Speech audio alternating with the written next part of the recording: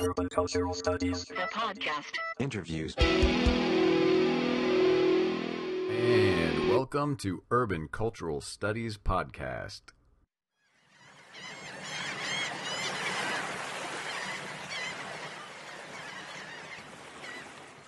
Today our guest is Ben Jefferson, who is a part-time lecturer in Caribbean and U.S. literature at the University of Essex in the UK.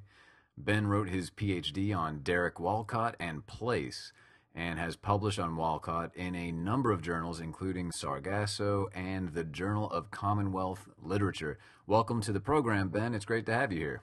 Thank you. It's great to be here. I've just read your article. It's titled New Jerusalems, Derek Walcott's Poetics of the Caribbean City. Yes. You combine discussion of specific cities, Castries in St. Lucia, Port of Spain, Trinidad, with the legacy of coloniality, the intersection of the rural and the urban, and what are really the uneven forces of modernization. Holding all of these discourses together, there's the work of celebrated poet Derek Walcott. I'd like to start out by having you read from one of the poems you cite in the article. Right here. Sure. These are the lines I'm talking about. This is the famous city, beautiful in catalogues, stale Eden of withered visitors, prone Helen ravaged by the desirers of a banal El Dorado, Belle Ile au Meurtre Vert. Before the city howled in fire, now white and flaking walls like early prayers. What is your culture? Now, which poem do these lines come from, and what is Walcott getting at here?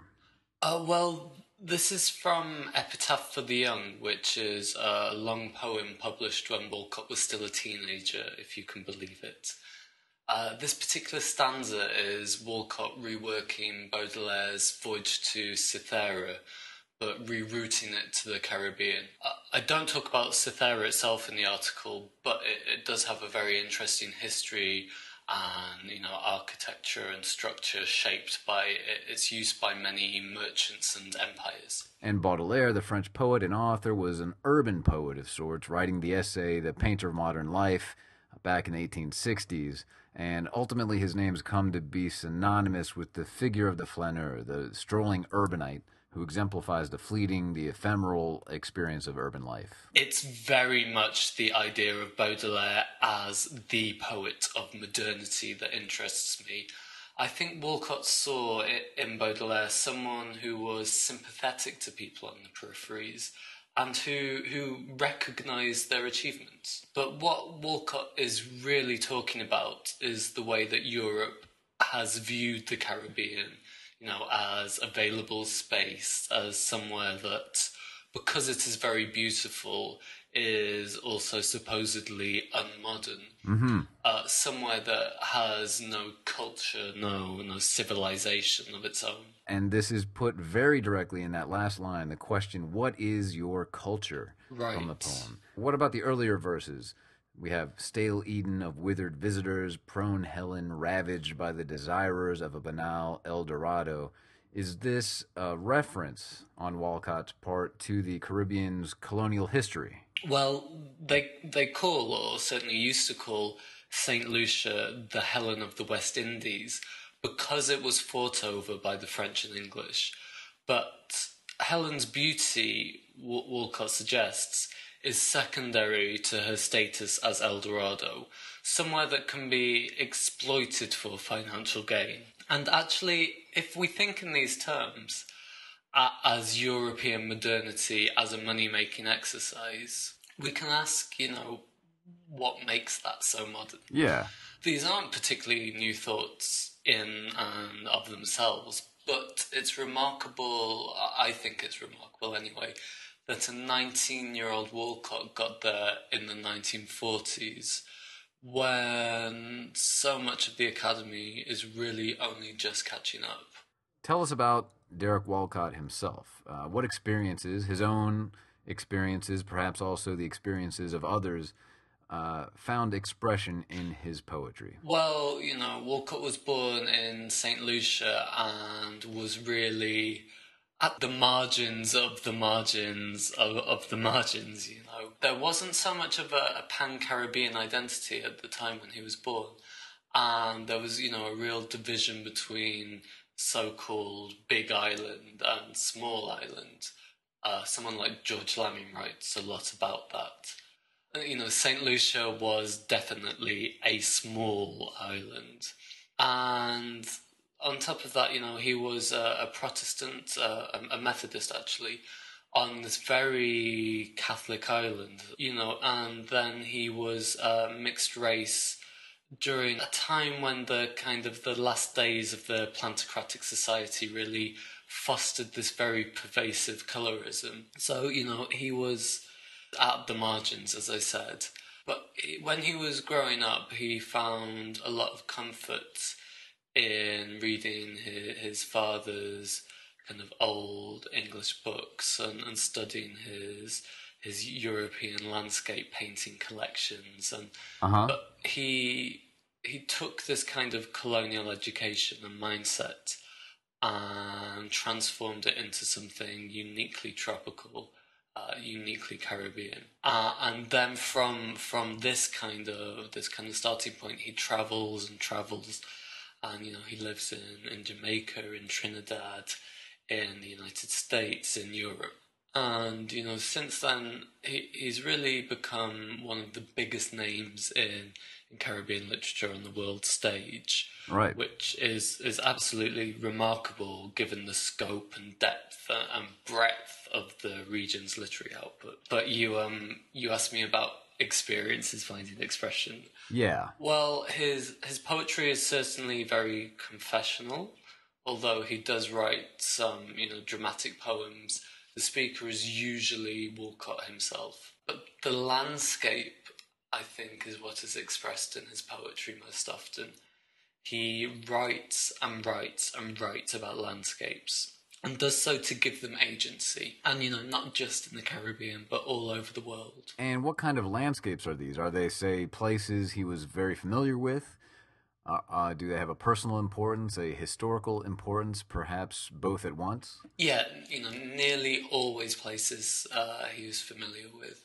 Seascapes, beaches, portraits of village life. And as he travels more, the subject expands, and we see more of other areas in the Caribbean.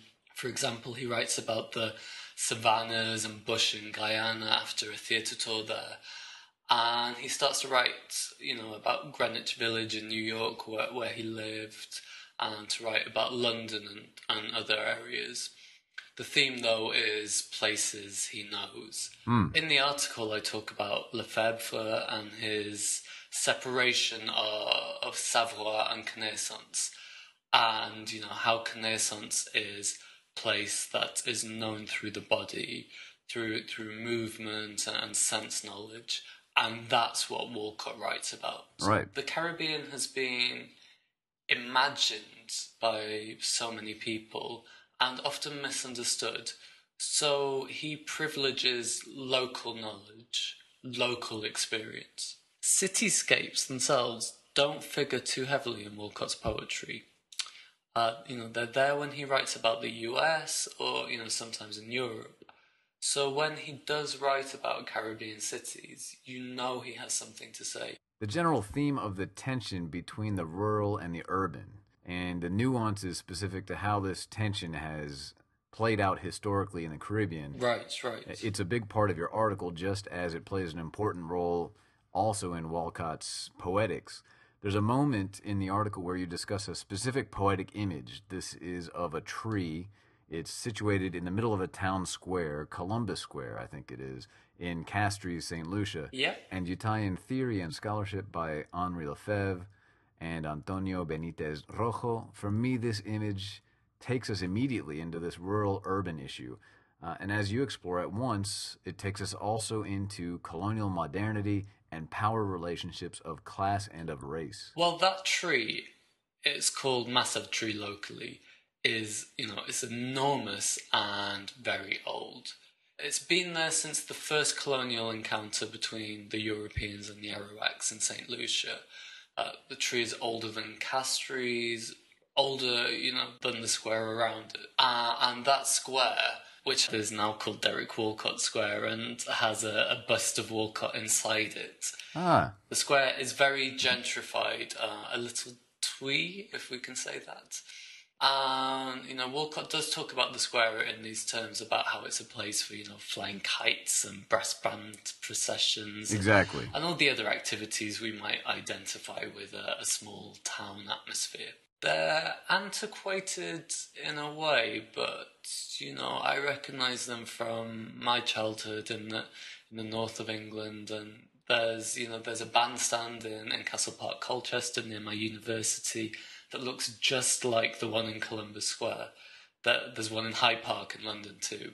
So, very British, very ceremonial. But Lefebvre looks at these kinds of places, at, plazas, squares, and he doesn't care so much about what is performed, more about what the squares conceal, how town planning conceals the movements of workers of everyday life. And Benítez-Rojo looks at these places too. He says they carry the memory of other cities, by which he means colonizing cities. And the movement made in his study of the Caribbean city is exactly the movement made in Walcott's poem. So in a sense, the square is actually more a stamp of colonial power, a construction that perhaps centralizes the focus of a community. Maybe even it replicates the power structures that engendered it and draws attention away from the periphery. Okay. Is this the movement affected, as you say, by both Benítez-Rojo's essay and Walcott's poem? Walcott looks at the square and then expands out to the town's edges, to the poorer areas, the shanty areas. Benítez-Rojo only uses these squares as a way to introduce his writings on tenement blocks in the Caribbean. So these sites are there, but both writers need to turn away from them in order to write about the Caribbean. I don't think he's ever said so, certainly nowhere that I've read, but I do wonder how Walcott feels about having these places named after him. There must be some ambivalence there at the least.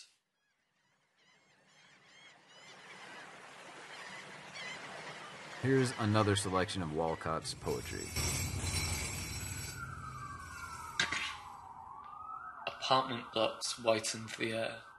Cul-de-sacs changed their dialect patronyms to boulevards and avenues. The cement phoenix rose. All day in the guttered roads of the new city, the cement mixers snarled American. White-faced, the city entered its half-century. Slowly she rose, the New Jerusalem created in the image of the Commonwealth today. A hearty brochure from Whitehall, showing welfare officers grinning behind prize bulls at county fairs. The new senior civil servant folded in his great coat. The phoenix metaphor flew from tongue to tongue. New cement blocks, 5 or 6 stories high in their didactic welfare state severity. Boulevards, short of breath, confronted the old town. So I get a picture here of the process of urbanization actually unfolding. Definitely. The references to apartment blocks, cement mixers, new cement blocks 5 or 6 stories high, boulevards short of breath. Describe, if you would, generally speaking, what were the new or maybe the renewed hopes that developed along with this kind of urbanization, and of course also what were the systemic inequalities that now took urbanized form? Right. Some things were changing in the Caribbean, that is, and other things were changing very little. Well, this is from Another Life, which was written in the 70s, but it's describing the same time period as the earlier poem you mentioned. Castries was razed by a fire and, of course, had to be rebuilt. And it was modernized, certainly, in the popular conception of the term. The city was built very much with a North American image of modernity in mind. And I think the real kicker was that it was built under North American contracts. Mm-hmm. But, of course, the rebuilding and reformation of Castries in the section Walcott describes a town becoming a city did signify opportunity. But Walcott's language is very ironic, very distanced from the process. The whole venture related to Whitehall robs the St. Lucian people of agency in this exchange. Who decided what the city should look like, and for whose purposes was it being rebuilt? Right. Walcott's always been very pragmatic about independence and has actually been very cautious on the subject. But this kind of city planning is an imposition, not a collaborative venture.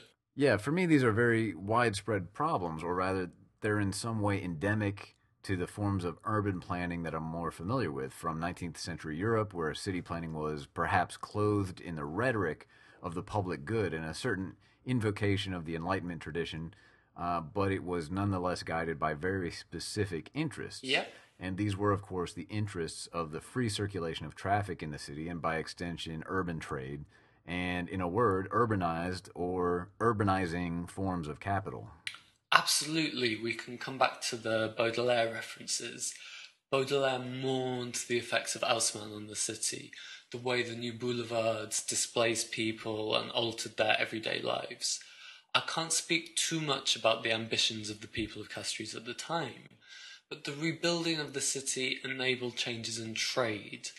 This is the time when St. Lucia really started trading in bananas, and exploiting them made the city much wealthier than it had been before. But this made the divisions in wealth between rural and urban much greater. Exactly. And actually, Walcott has always said that the great thing about the Caribbean is how hazy that borderline is, how accessible one is to the other, and how rural modes of life abound in the cities. And the kind of city being built here did not necessarily respect such a dynamic. Right. I really enjoyed reading the section on Port of Spain, Trinidad in your article, which focuses on two poems. In a way, they're complementary poems. Absolutely. Written by Walcott and included in 1965's The Castaway. Tell us how the first of these was possibly inspired by another famous writer's remarks on the city. Well, you mean Laventille? That's it. Laventille itself is just outside of Port of Spain. It's a hilly shanty town. Walcott calls it a favela in the poem. And it overlooks the city. And Walcott dedicates the poem to V.S. Naipaul, which is rather an ironic dedication, shall we say. Naipaul was commissioned by a British publisher to write a travelogue about the Caribbean. Well, Naipaul's feelings about the Caribbean have always been rather problematic. The book, The Middle Passage, was really the beginning of a sustained discourse in Naipaul's work, in which he really privileges European culture and I think denigrates just about everything else. He's made some, extremely racist comments more recently. Anyway, Naipaul actually stayed with Walcott and his family when he was composing the book, and I think that probably didn't do him any favours when Walcott was reading what he had to say about Port of Spain and about the Caribbean in general. And what did he have to say? Naipaul says that the Caribbean has no culture of its own, that it never created anything, never achieved anything. And, that the passage actually echoes some 19th century British travel writing, the staunch imperialist and pro-slavery advocate James Anthony Froude in particular, probably speaks volumes about Naipaul's views. Yeah. What Naipaul has to say is anathema to what Walcott has to say. Walcott says if you don't think the Caribbean has achieved anything, it's because your definition of achievement itself is warped. It's because the Caribbean is the future, not the past. And actually, the fact that terms which used to belong to the jargon of Caribbean studies, creolization and syncretism, for example, are now gaining currency across academia, points to how modern the region is and always has been. Right. Modern life, for so much of the world, is beginning to look more and more like the Caribbean. So, Walcott takes Naipaul's comments, and with those in mind, he looks to one of the poorest areas of Trinidad. Laventille it's infamous for gang violence. You said that in the poem, Walcott calls it a favela, which is in Brazil the Portuguese word referring to hilly areas at the margins of the city, areas where socioeconomic conditions are the most acute. Certainly today, it's a real no-go zone if you're not a resident. It's important, I think, to add that the poem was composed after Walcott visited the area. He went to attend a christening. In the poem, Walcott looks at two things: the poverty of the area and how it relates to the city and to how it relates to slavery. But he also looks at the innovation of the area, how it relates to modernity.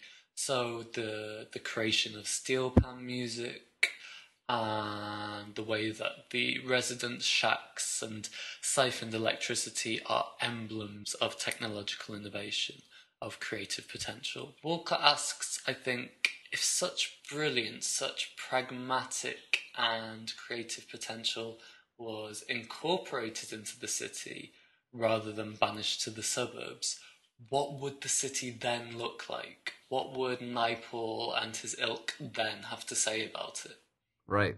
So, what is the poem that for you functions as a complement? The other poem is called Nights in the Gardens of Port of Spain, and it's a very sensuous poem, very Baudelairean again, and it's very much about the difference of the Caribbean city. In the article, at this point, I read Walcott as a flaneur, based on the book Caribbean Perspectives on Modernity by Maria Cristina Fumagalli. So in the poem, Walcott walks through the city at night, taking in the sights, sounds, smells, and he looks at the mixture of, recreation and commerce.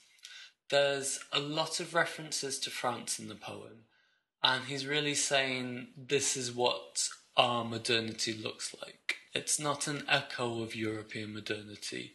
It's not aspiring to be European modernity, but it's modern nonetheless. It has Indian coconut sellers turning up for market.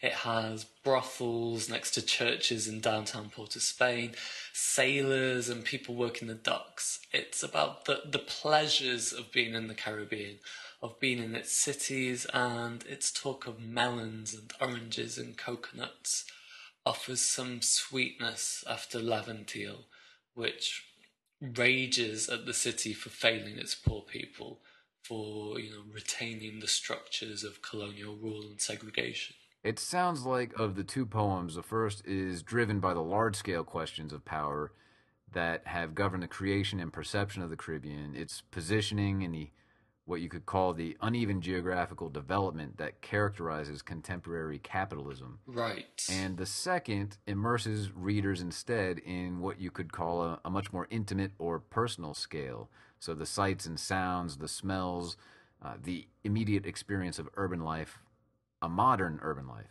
It's aware, though, of economic forces, of historical forces. I say in the article that Walcott utilizes tropes of cities as utopia, but he certainly never reinforces them. And this brings us to the title of your essay, which I said was New Jerusalems. In your article, when you're analyzing the poem excerpt you read for us earlier in the interview, the one from Another Life, about the urban shifts witnessed by the cement mixers, the guttered roads, the boulevards short of breath, Okay.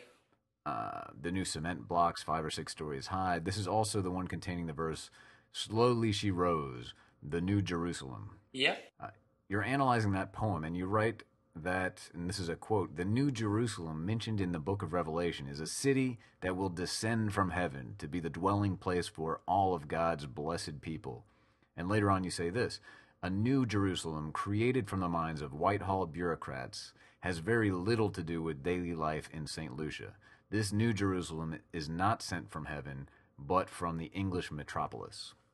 Absolutely. My question is, what would Derek Walcott say, or perhaps what does his poetry say, about the utopian bent of urban planning, this implicit or explicit perspective that the modern city, this idea is an essentially and thoroughly plannable material form, even an ideal form? Well, I think he would question the whole idea of planning conducted by people who don't live in that place.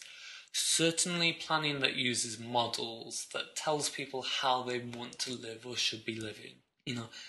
If I can give an example, in St. Lucia, Walcott has been very active in campaigns against the exploitation of local people and the local landscape by the hotel industry, and especially the way hotels exclude people. But the government allows it to happen, officially because hotels create jobs, but unofficially because they generate wealth for the government. City planning can have the same dynamic. Is it in the interests of the local people? And if it is, shouldn't they have a say? The hotels offer, paradise to their visitors, but deny it to everyone else. And I think that's what Walcott asks about the planned, idealised city. Whose utopia is this? Certainly it's not his. Yeah. But if there's more pragmatic advice, Walcott says he values smallness because it encourages artistic development in communities, and that he values accessibility. He values cosmopolitanism, but says that this doesn't demand a sprawling metropolis. He values green space, but says this doesn't have to be fenced-off parks. I don't think he believes in ideal forms, but he might suggest we look away from our traditional view of the modern city if we were trying to find such a form.